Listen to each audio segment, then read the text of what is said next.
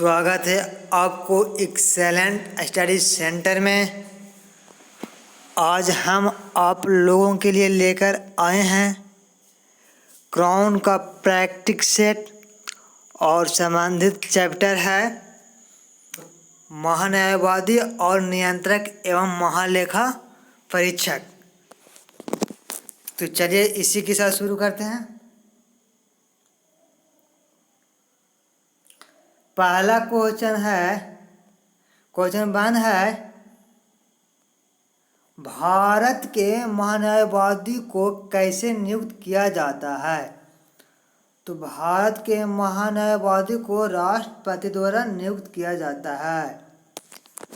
Next question है 2, भारत का solicitor होता है। सॉलिसिटर महान्यायवादी को कहते हैं। तो भारत का सॉलिसिटर क्या होता है? भारत का सॉलिसिटर एक न्यायिक सलाहकार होता है। नेक्स्ट क्वेश्चन है 3, भारत के नियंत्रक एवं महालेखा परीक्षक की नियुक्ति की जाती है। तो भारत के नियंत्रक एवं महालेखा परीक्षक की नियुक्ति राष्ट्रपति द्वारा की जाती है। ये इसका राइट आंसर हो जाएगा। नेक्स्ट क्वेश्चन है 4, भारत सरकार को कानूनी विषयों पर कौन परामर्श देता है? तो भारत सरकार को कानूनी विषयों पर अटॉर्नी जनरल परामर्श देता है। नेक्स्ट क्वेश्चन है 5 है, निम्नलिखित कथनों पर विचार कीजिए। भारत का महान्यायवादी पहला है लोकसभा की कार्यवाही में भाग ले सकता है, ये बात सही है। दूसरा है लोकसभा की किसी समिति का सदस्य हो सकता है, ये भी सही है। लोकसभा में बोल सकता है, ये भी सही है। और चौथा है लोकसभा में मतदान कर सकता है, तो ये बात गलत है, वह लोकसभा में मतदान नहीं कर सकता। तो इसका राइट आंसर कौन हो जाए? 1 2 3, 1 2 3 किस में है? सी में। नेक्स्ट क्वेश्चन है 6 है, भारतीय संविधान के किस अनुच्छेद के अंतर्गत भारत के नियंत्रक एवं महालेखा परीक्षक की नियुक्ति होती है? तो अनुच्छेद 148 के अंतर्गत महालेखा परीक्षक की नियुक्ति राष्ट्रपति करते हैं। नेक्स्ट क्वेश्चन है 7, लोक निधि के फलोत्पादक और अयित प्रयोग को सुनिश्चित करने के साथ साथ भारत में नियंत्रक महालेखा परीक्षक कै के कार्यालय का महत्व क्या है? तो पहला कथन है, कै संसद की ओर से राजकोष पर नियंत्रण रखता है। जब भारत का राष्ट्रपति राष्ट्रीय आपात और वित्तीय आपात घोषित करता है। तो ये बात गलत है। कै संसद के राजकोष पर नियंत्रण तो रखता है, लेकिन ऐसा नहीं है कि जब राष्ट्रीय आपात या वित्तीय आपात घोषित करता है तब रखता है। दूसरा है, कै के मंत्रालय द्वारा कार्यान्वित परियोजनाओं या कार्यक्रमों पर जारी किए गए प्रतिवेदनों पर लोक लेखा समिति विचार विमर्श करती है, ये बात सही है। कै जो मंत्रालय के द्वारा कार्य और परियोजना जो जारी करता है उस पर लोक लेखा समिति विचार विमर्श करते हैं। नेक्स्ट है, कै के प्रतिवेदनों से मिली जानकारियों के आधार पर जांचकर्ता एजेंसियां उन लोगों के विरुद्ध आरोप दाखिल कर सकती है जिन्होंने लोक निधि प्रबंधन में कानून का उल्लंघन किया हो, ये भी सही है। और अगला है, कै को ऐसी निश्चित न्यायिक शक्तियां प्राप्त है कि सरकारी कंपनियों की लेखा परीक्षा और लेखा जांचते समय वह कानून का उल्लंघन करने वालों पर अभियोग लगा सके। तो ये बात गलत है, ये सब काम कै का नहीं है। तो इसका राइट आंसर कौन जाएगा? 2 और 3 सही है, तो सी इसका राइट आंसर हो जाएगा। नेक्स्ट क्वेश्चन है 8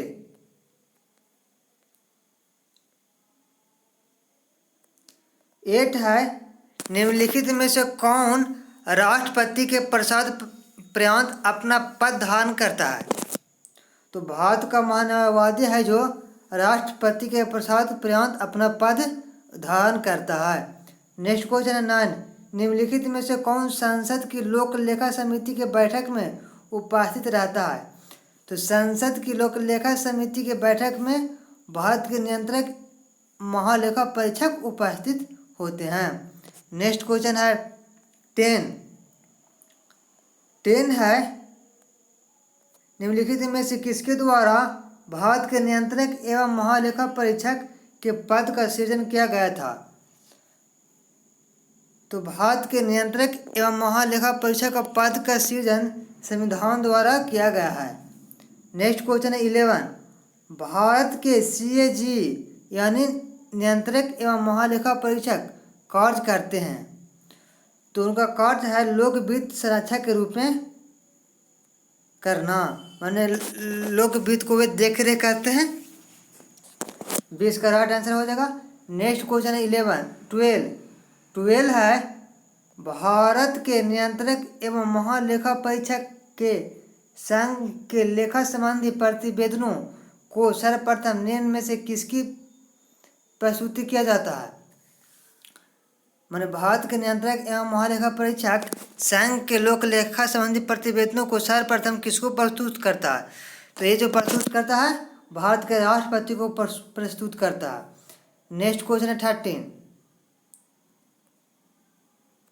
13 है, भारत के महान्यायवादी के विषय में निम्नलिखित कथनों पर विचार कीजिए। पहला है, वह भारत के राष्ट्रपति द्वारा नियुक्त किया जाता है। दूसरा है, उसमें वही योग्यता होनी चाहिए जो सर्वोच्च न्यायालय के न्यायाधीश की होती है। तीसरा है, उसे संसद के किसी भी एक सदन का सदस्य होना चाहिए।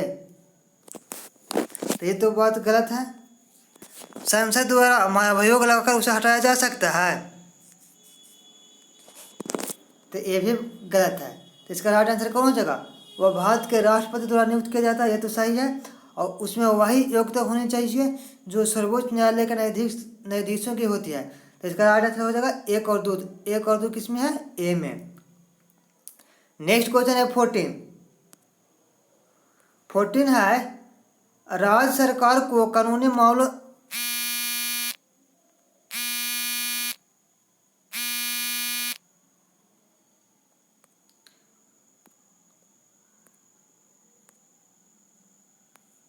राज्य सरकार को कानूनी मामलों में सलाह देने के लिए अधिकृत है।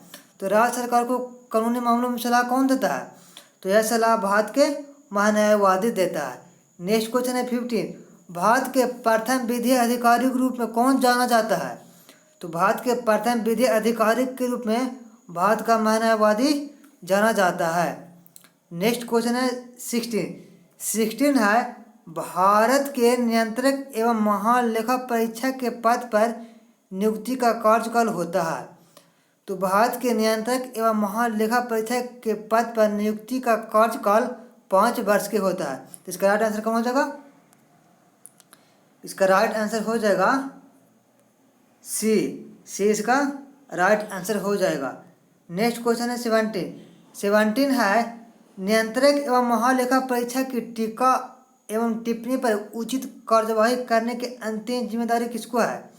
तो नियंत्रक एवं महालेखा परीक्षक की टीका टिप्पणी पर उचित कार्यवाही करने का अंतिम जिम्मेदारी संसद को है। नेक्स्ट क्वेश्चन है 18, एक गैर सदस्य के रूप में संसद के किसी एक सदन की कार्यवाही में भाग ले सकता है। कौन भाग लेता है? तो भारत का महान्यायवादी है जो एक गैर सदस्य के रूप में संसद के किसी भी सदन में भाग ले सकता है। नेक्स्ट क्वेश्चन है 19 है, निम्नलिखित में से किसको अपने कर्तव्यों के पालन में भारत के राज्य क्षेत्र में सभी न्यायालयों में सुनवाई का अधिकार होगा? तो भारत के महान्यायवादी को अपने कर्तव्यों को पालन में भारत के राज्य क्षेत्र में सभी न्यायालयों में सुनवाई का अधिकार होगा।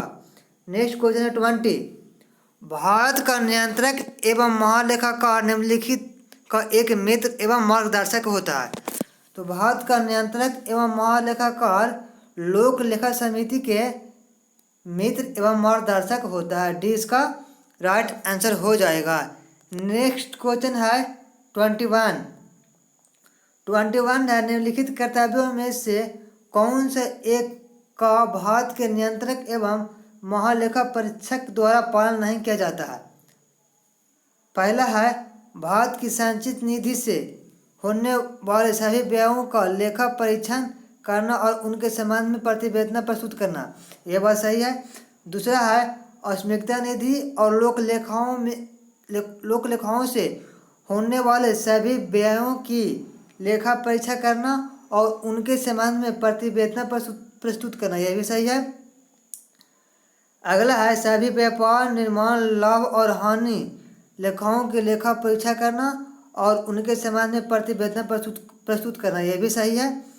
अगला है डी सार्वजनिक धन की प्राप्ति और निगमन का नियंत्रण करना और यह सुनिश्चित करना कि सार्वजनिक राजस्व राजकोष में जमा हो, तो ये बहुत गलत है। का ये कार्य नहीं है कि वह राजकोष में धन जमा हो रहा है या ना हो रहा हो, इससे इसका कोई मतलब नहीं है, लेकिन वह खर्चा को प्रतिवेदन को जरूर प्रस्तुत करता है संचित निधि से। अगला क्वेश्चन है 22 है भारत निम्नलिखित में से किसे संसद के दोनों सदनों में बोलने, अन्य कार्यवाही में सम्मिलित होने एवं किसी भी संसदीय कमेटी का सदस्य होने का अधिकार तो है, परंतु उसे वोट देने का अधिकार नहीं है। तो वह किसी है? तो भारत का अटॉर्नी जनरल की संसद के किसी सदन में भाग लेते हैं और बोलते हैं और किसी कार्यवाही में सम्मिलित होते हैं, लेकिन उन्हें वोट देने का अधिकार नहीं है। इसका राइट आंसर कौन हो जाएगा? डी। नेक्स्ट क्वेश्चन है 23, निम्नलिखित कथनों पर विचार कीजिए। पहला कथन है